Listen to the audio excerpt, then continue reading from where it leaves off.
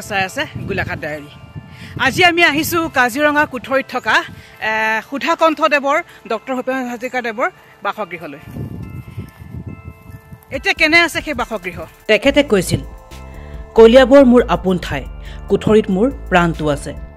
কেনে আছে ভাৰতৰত্ন সুধাকণ্ঠ ডক্টৰ ভূপেন হাজৰিকাৰ কুঠৰীস্থিত বাসগৃহটো? বহুতে হয়তো নাজানে যে বাগৰিৰ নিচে কাষতে কুঠৰী নামৰ ঠাইত তেখেতৰ বাসগৃহ। কিন্তু বৰ্তমান কেনে আছে এই বাসগৃহটো সেয়া আমি নকওঁ, চাওক আমাৰ এক বিশেষ প্ৰতিবেদন। এই ঘৰটো বৰ্তমান চিল কৰি থোৱা আছে, আগফালৰ পৰা চিল কৰি থোৱা আছে বৰ্তমান। আৰু তেখেতৰ ৰুমটো আছিল এইটো, সুধাকণ্ঠ ডক্টৰ ভূপেন হাজৰিকাদেৱৰ ৰুমটো এইটো আছে। ভিতৰত যিহেতু যাব নোৱাৰা কাৰণ চিল কৰি থোৱা আছে। বাহিৰৰ পৰা দেখুৱাইছে পৰিৱেশটো, এইটো তেখেতৰ ৰুমটো আছিল। এখন তেখেতৰ বিচনা আছিল, তেখেতে ইয়াতে শুইছিল। বৰ্তমান পৰিৱেশটো দেখি খুব বেয়া লাগিছে বাৰু। এই বাসগৃহত তেখেতে মন প্ৰজাপতি নামেৰে এখন ছবিৰ চিত্ৰগ্ৰহণ কৰাৰ লগতে ৰচনা কৰিছিল বহু কালজয়ী গীত। বৰ্তমান জৰাজীৰ্ণ অৱস্থাত থকা এই গৃহটোত সুধাকণ্ঠদেৱৰ পৰিয়ালৰ লোক আহি থাকে, লগতে আহে বিভিন্ন শিল্পী অনুৰাগী। তেখেতে শয্যাগত অৱস্থাত থকাৰ প্ৰায় ৩ বছৰ পূৰ্বেও এই বাসগৃহত আহি থাকি গৈছে বহুদিন। হয়তো এই ঘৰটোৰ পৰাই আৰম্ভ হৈছিল বা তেখেতে এই ঘৰটো ৰচিছিল। এইটো তেখেতৰ পুৰণি কোঠা। মই দূৰৰ পৰাই দেখুৱাইছোঁ, বাহিৰৰ পৰাই দেখুৱাইছোঁ, যিহেতু ঘৰটো চৰকাৰে চিল কৰি থৈছে। বিভিন্ন সম্বৰ্ধনা পত্ৰ দেখিছোঁ আমি। বৰ্তা এতিয়া চৰকাৰে চিল কৰি যোৱাৰ পিছত ময়ো ঘৰ এৰি দিবলৈ লগা হ'ল। কাৰণ ঘটনাটো হ'ল কি, চিল কৰা ঘৰটো মানুহ থাকিব নোৱাৰি। হয়, তদুপৰি 1-1.5 মাহ বান্দাতে থাকি পেলাই ৰখিলোঁ। হয়, তাৰপিছতে সেই তাতে ঘৰ এখন বনাই পেলাই মানে তালৈ গুচি যোৱা হ'ল। মাটি অলপ আপোনাক দিয়া বুলি শুনিছিলোঁ। মাটি অলপ আপোনাক দি গৈছিলে? মাটি সেয়া ঘৰ বনাই তাত আছোঁ দি আপোনাক তেখেতে দি গৈছিলে? আপুনি তেখেতক চোৱা চিতা কৰিছিলে? মৃত্যুৰ সময়তে চোৱা চিতা কৰিছিলে? মৃত্যুৰ সময়ত। তেখেতে লাষ্ট কেতিয়া আহিছিলে ইয়ালৈ, এইটো ঘৰলৈ?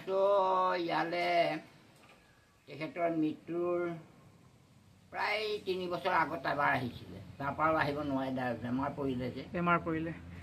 এই ধৰক ঘৰটোৰ পৰা চাগে বহুত ধৰক মানে কালজয়ী গীত আহি বহুতখিনি কালজয়ী গীত ৰচনাও কৰিছে। মন প্ৰজাপতি চিনেমাখনো ইয়াত শ্বুটিং কৰিছিলে। হয় নেকি? এই নিজৰা পাৰত নি পেলাই। হয়, এইপিনে তাত নিজৰা আছে। হয়, আৰু সেই গছজোপা তলতে বহি পেলাই তেখেতে তাৰমানে এই যে মন প্ৰজাপতি চিনেমাখন শ্বুটিং লৈছিলে। আৰু তেখেতৰ ইয়াত কালজয়ী গীতটো বহুতখিনি ৰচনা কৰিছিলে। কেতিয়াবা আহি পেলাই 15 দিনো আছিলে ইয়াত, ৰাতি দিন। কিন্তু মানুহে বিশেষ তেতিয়া নাজানে। মোকো কৈছিলে যে মোৰ কথা এতিয়া নকবি, কাৰণ ক'লে মানুহে হেঁচা মাৰি ধৰে, মই কিবা এটা কামত আহিছোঁ। তাৰপৰা এনেকৈ পেলাই কেতিয়াবা ওলাই গুচি যায়, আকৌ গধূলি আহি সোমাহি। আৰু তেতিয়া ইয়াতে খোৱা বোৱা আমি বনাই কৰি দিওঁ। তেখেতে খোৱা বোৱাও ইয়াত কৰিছে আমাৰ হাতেদি। আৰু তেখেতৰ তাৰমানে এতিয়া আপুনি এতিয়া ক'ত আছিলে তেতিয়া? আপুনি ক'ত আছিলে? তেখেত তেতিয়া থাকে এইটো ঘৰত? এই ৰুমটোত আপুনি আছিলে ন? এই ৰুমটোতে তেখেতে আছিলে, নিয়োগ বৰ্তা। দেখিছোঁ দেখোন ঘৰৰ আপোনাৰ বেক চাইডৰ দুৱাৰখন ভঙা, ভাঙি গ'লগৈ দুৱাৰখন। আগফালৰ পৰা মানে চিল কৰি থোৱা আছে, কিন্তু পিছফালখন ভঙা। হয়, এতিয়াও আছে তেখেতক পৰিচৰ্যা কৰা চোৰেণ নেওগ। কাজিৰঙাৰ প্ৰাকৃতিক পৰিৱেশৰ প্ৰেমত মুগ্ধ হয় হয়তো সেইবাবে কোনো গম নোপোৱাকৈ এই ঠাইতে অকলে নীৰৱে পাৰ কৰিছিল যাযাবৰ শিল্পীগৰাকীয়ে।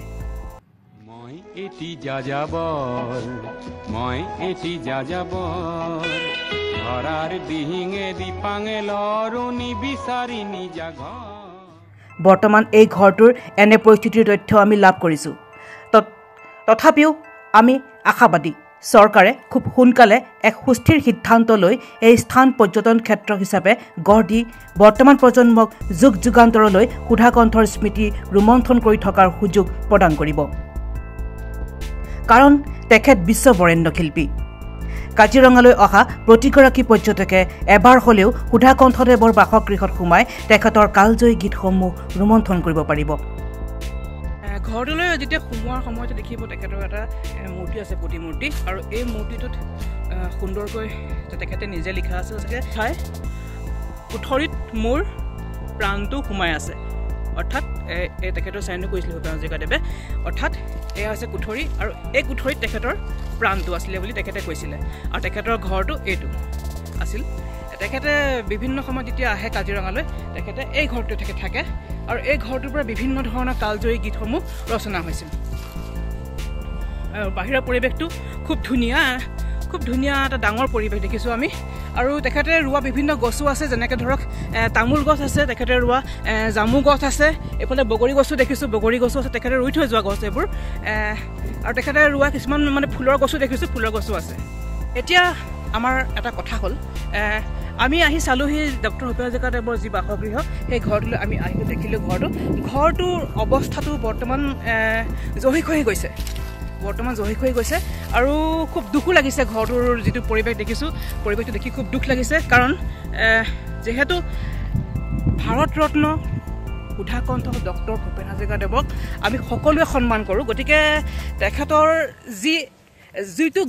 যিটো গৃহত তেখেতৰ প্ৰাণটো আছিল বুলি তেখেতে নিজে কৈছিল সেই গৃহটোৰ অৱস্থাটো দেখি বৰ্তমান দুখ লাগিছে জানিবলৈ পোৱা মতে ইয়াত যিগৰাকী ব্যক্তিয়ে তেখেতৰ ঘৰটো চাই আছে বা চোৱা চিতা কৰি আছে তেখেতে কোৱা মতে চৰকাৰে বিভিন্ন পদক্ষেপ লৈছে এই অঞ্চলটোৰ ঘৰটো ধুনীয়াকৈ সাজি বা এই সমগ্ৰ অঞ্চল ধুনীয়াকৈ বনাই মেলি ৰাইজৰ বাবে মুকলি কৰি দিব পৰাকৈ পৰ্যটন ক্ষেত্ৰ হিচাপে কিন্তু সেইখিনি কাম চৰকাৰে খুব সোনকালে কৰাটো জৰুৰী বুলি ভাবোঁ কিন্তু আমি ইমানতে সামৰিছোঁ আমাৰ যি গোলাঘাটৰ পৰা আমাৰ কাজিৰঙা ভ্ৰমণ কাৰ্যসূচী আছিল আমি সকলো সামৰিছোঁ ইয়াতে আকৌ আপোনালোকক নতুন কিছুমান ঠাইলৈ মই লৈ যাম আজিলৈ বিদায় ধন্যবাদ